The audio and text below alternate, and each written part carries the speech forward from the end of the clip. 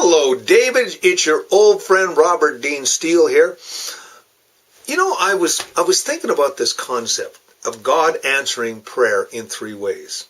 You see, when we go to prayer and we ask God to do things, He seems to answer three ways. He says yes, and He gives you what you want. Isn't that exciting? We all like that part of it. You say, yes, God, I've prayed about the situation, and this is how it's going to happen.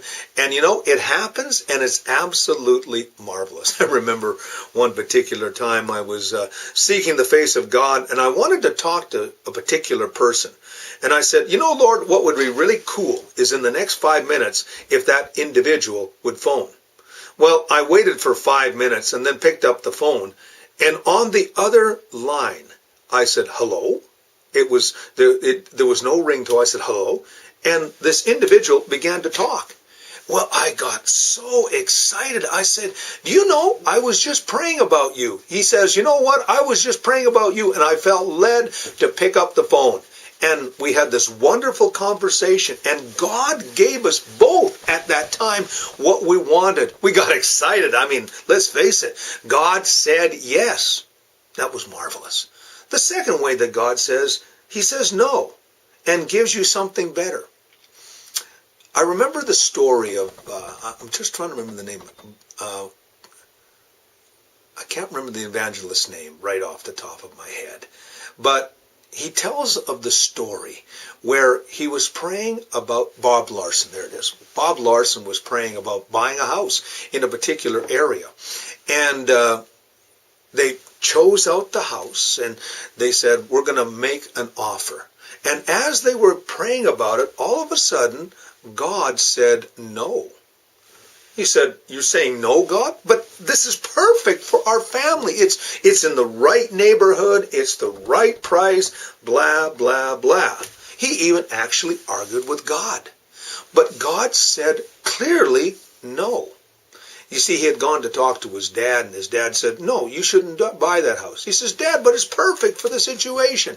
His father says, I prayed about it, and God said no, and I think you should say no. And Bob prayed about it again and felt the same thing in his heart. And so he backed out of his offers, basically what he did. Well, the long story short, right across the street was a better house. Same price, but a better house. And a year later, the Larsons moved into that better house. You see, God said no, because God had something better in store for them.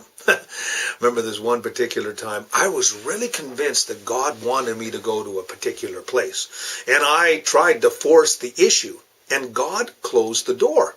And I was really angry with God over the situation until 6 months later when something happened in that place that I would have been the individual that would have had to deal with it.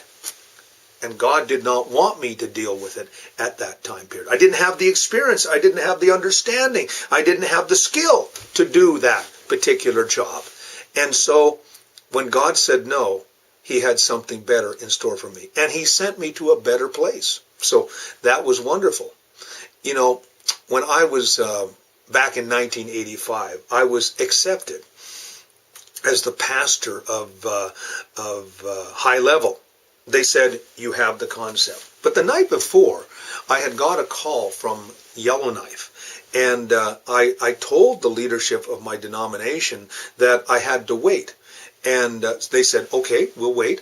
And what happened was I went up, I preached for the call in Yellowknife, and they said, we want you to come and be our pastor. I had to phone my district superintendent, who was Ivor Rosette at the time, and tell him that I felt God wanted me to go to Yellowknife. He said, we understand. And I went up to Yellowknife and had 5 fantastic years with some of the most wonderful people that I'd ever met. It's one of the highlights of my ministry, you know. And God had said no to High Level, and it would have been a great place to be. But God wanted me in Yellowknife. You see, sometimes God says no because He has something better in store. And then the third way, He says, wait, because I have something that's the very best for you. You see, Isaiah 40:31 says, they that wait upon the Lord shall renew their strength. They shall mount up with wings as eagles. They shall run and not be weary. They shall walk and not faint. You see, when God says wait, he is orchestrating all kinds of things behind the scene, things that you don't even know.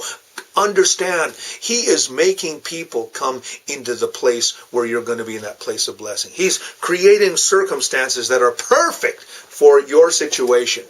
And so when you wait with expectation, wait with strength, wait with anticipation, and be ready to move when God moves. Because when God moves, you're going to find yourself trying to catch up.